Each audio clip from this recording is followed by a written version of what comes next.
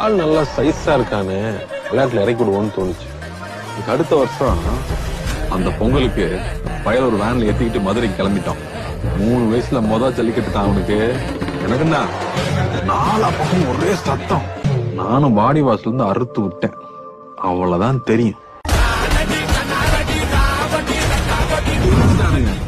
அப்படி மீறி பாஞ்சவன ஈஸியா உதறி விட்டான்.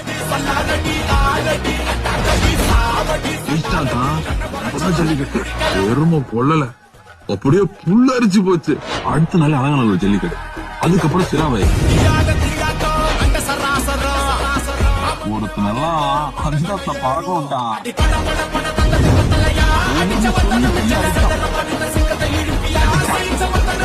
ஆனா பாலமேடு போற வழியில இந்த பைய பண்ண அக்கா பொருள நேரத்துக்கு போக முடியாம போச்சு.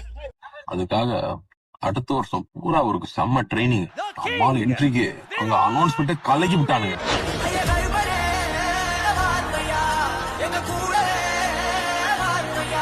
அங்க கைய கோத்து விட்டு வட்டம் கட்டி நிக்கிற பயிரெல்லாம் எப்படியாச்சும் உன்னை புடிச்சு கட்டி பண்ணணும்னு கவனம் கட்டிட்டு இருந்தானுங்க.